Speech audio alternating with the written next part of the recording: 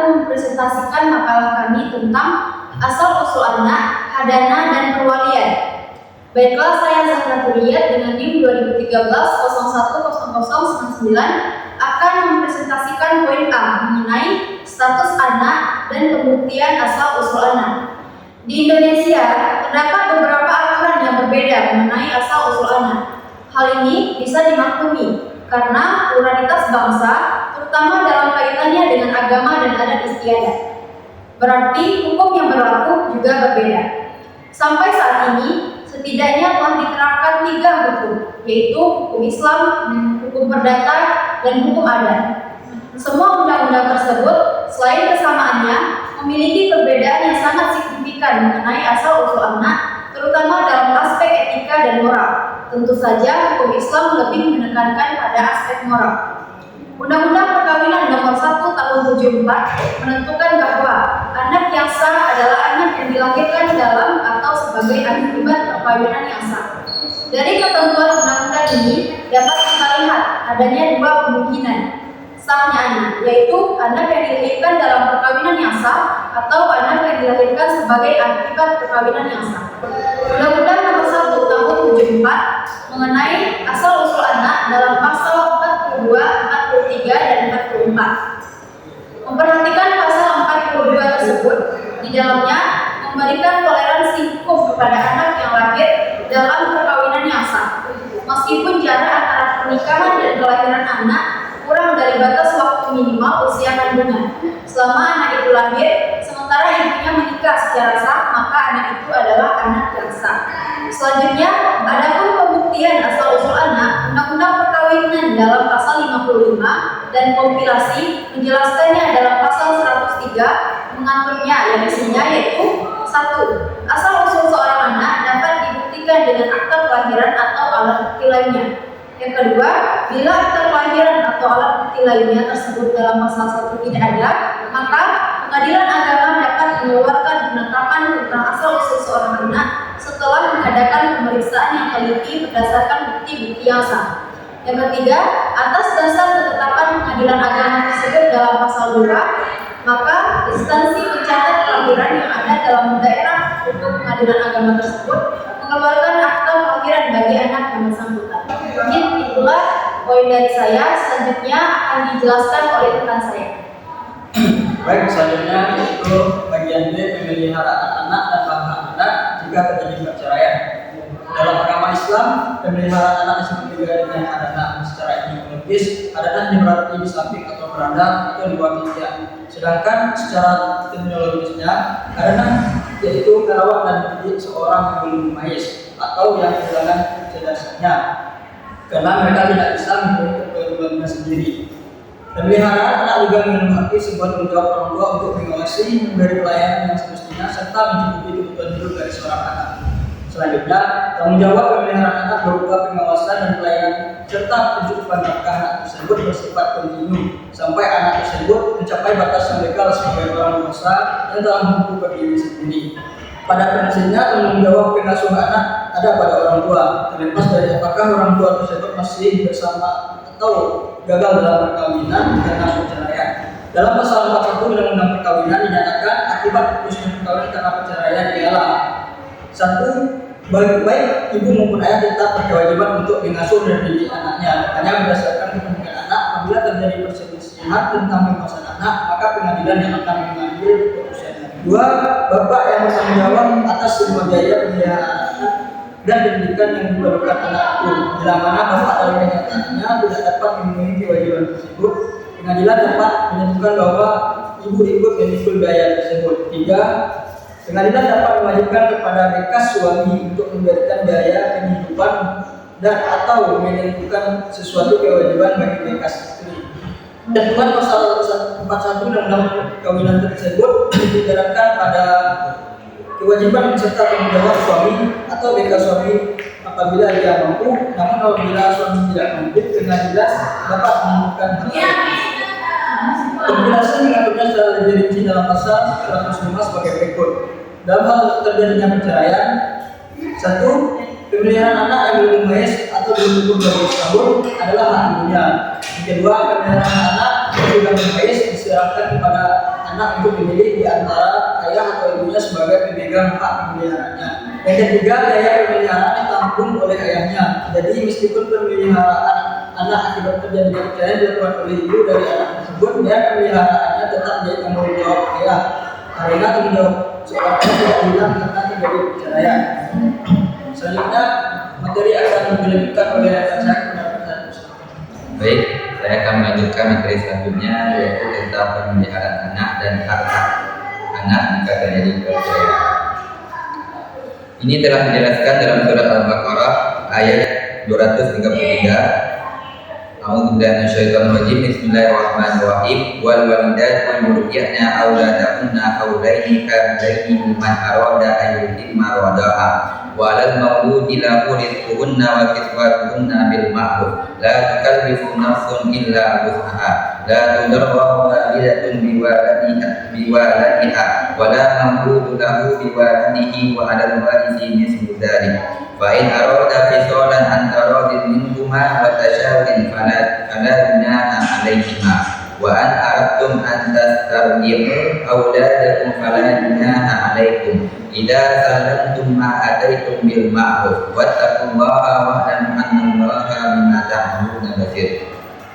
Artinya, apabila ibu hendak menyusui anak-anaknya selama 2 tahun penuh, yaitu bagi yang ingin menyempurnakan penyusuan, dan kewajiban ayah memberi makan dan pakaian kepada para ibu dengan cara yang ma'ruf. Seseorang tidak dibebani melainkan menurut kadar kesanggupannya. Janganlah seorang ibu menderita kesengsaraan karena anaknya dan seorang ayah karena anaknya. Dan waris pun berkewajiban demikian. Apabila keduanya ingin menyamping sebelum 2 tahun dengan kerelaan keduanya dan bermusyawarah, maka tidak ada dosa atas keduanya. Dan jika kamu ingin anak kamu disusukan oleh orang lain, maka tidak ada dosa bagimu apabila kamu memberikan pembayaran menurut yang patut. Bertakwalah kamu kepada Allah dan ketahuilah bahwa Allah Maha melihat apa yang kamu kerjakan. Selanjutnya dijelaskan dalam Undang-Undang Nomor 1 Tahun 1994 tentang perkawinan mengemukakan dalam bab 10 dengan tujuan hak dan kewajiban antara orang tua dan anak, yaitu pada pasal 45 ayat 1 menjelaskan kedua orang tua wajib memelihara dan mendidik anak-anak mereka sebaik-baiknya. Ayat 2, kewajiban orang tua yang dimaksud dalam ayat 1 pasal ini berlaku sampai anak itu kawin atau dapat berdiri sendiri. Kewajiban mana berlaku terus meskipun perkawinan antara orang tua putus. Selanjutnya pada pasal 46 ayat 1 menjelaskan anak wajib menghormati orang tua dan menaati kehendak mereka yang baik. Ayat 2, jika anak telah dewasa, ia wajib memelihara menurut kemampuannya orang tua dan keluarga dalam garis lurus ke atas bila mereka itu memerlukan bantuan. Selanjutnya pada pasal 47 ayat 1 menjelaskan anak yang belum mencapai umur 18 tahun atau belum pernah melakukan perkawinan ada di bawah kekuasaan orang tuanya selama mereka tidak dicabut dari kekuasaannya. Ayat 2, orang tua mewakili anak tersebut mengenai perbuatan hukum di dalam dan di luar pengadilan. Selanjutnya, kewajiban menjadi tanggung jawab orang tua adalah berkaitan dengan hak keperdataan. Dalam pasal 106 kompilasi menyatakan, poin yang pertama, orang tua berkewajiban merawat dan mengembangkan harta anaknya yang belum dewasa atau di bawah kemampuan, dan tidak diperbolehkan memindahkan atau menggadaikan kecuali karena keperluan yang mendesak jika kepentingan dan kemaslahatan anak itu menghendaki atau suatu kenyataan yang tidak dapat dihindari lagi. Poin yang kedua, orang tua bertanggung jawab atas kerugian yang ditimbulkan karena kesalahan dan kelalaian dari kewajiban tersebut pada ayat 1. Selanjutnya, populasi melakukan antisipasi jika kemungkinan seorang bayi ditujukan kepada perempuan yang bukan ibunya. Pada pasal 104 menyatakan, poin yang pertama, semua biaya penyusuan anak dipertanggungjawabkan kepada ayahnya. Apabila ayahnya telah meninggal dunia, maka biaya penyusuan dibebankan kepada orang yang berkewajiban memberi nafkah kepada ayahnya atau anak atau walinya. Poin yang kedua, penyusukan dilakukan untuk paling lama 2 tahun dan dapat dilakukan penyempihan dalam masa kurang 2 tahun dengan persetujuan ayah ibunya. Demikianlah ketentuan tentang pengalihan anak dan batas-batas serta hak apa saja yang menjadi tanggung jawab orang tua terutama ayah sebagai kepala rumah tangga dan pelindung keluarga bagi istri dan anaknya. Baiklah, sekian penyampaian materi dari saya. Selanjutnya akan disampaikan oleh rekan saya. Baik, saya akan melanjutkan poin C tentang konsep dan syarat kewalian. Yaitu konsep kewalian. Konsep kewalian secara etimologi memiliki beberapa arti. Di antaranya adalah cinta kasih, al-mahabbah dan pertolongan, an-nasrah, dan juga berarti kekuasaan atau kekuasaan. As-sultan wal al-qudrah. Orang yang diberi kekuasaan kewalian disebut wali. Kewalian dalam arti umum yaitu segala sesuatu yang berhubungan dengan wali, dan wali mempunyai banyak arti. Antara yang pertama yaitu orang menurut hukum agama ada diserahi kewajiban mengurus anak yatim serta hartanya sebelum anak itu dewasa. Yang kedua, pengasuh pengganti perempuan pada waktu menikah, yaitu yang melakukan janji nikah dengan penghentian laki-laki. Yang ketiga, orang saleh suci pejabat agama. Yang keempat, kepala pemerintah. Itu untuk tentang pengertian kewalian, maka kami memaparkan beberapa arti. Yang pertama, kata wali menjadi wali, arti orang yang lain yang bertindak sebagai pengganti orang tua yang menurut undang-undang wajib mewakili anak yang belum dewasa atau remaja dan melakukan perbuatan hukum. Yang kedua, dalam kamus praktis bahasa Indonesia, wali berarti orang yang kepadanya hukum agama adat dipercayakan tugas mengurus anak yatim dan hartanya sebelum anak itu besar, atau wali dari pengganti perempuan pada waktu akhir perkawinan, yakni orang yang memberikan ikrar dalam perkawinan. Selanjutnya itu tentang syarat-syarat kewalian. Dalam hukum Islam, syarat-syarat kurang lebih sama dengan syarat-syarat menjadi wali nikah. Yang pertama yaitu orang mukallaf adalah orang yang sudah bisa mempertanggungjawabkan perbuatannya. Hadis Nabi dan PB Muslim disyaratkan wali itu seorang muslim apabila yang menjadi tanggung jawabnya itu orang muslim juga. Yang C, balik dan berakal sehat. Ada orang yang berakal sehatlah yang mendapat dibebani hukum dan dapat mempertanggungjawabkan perbuatannya. Yang B, adil. Yang E, laki-laki.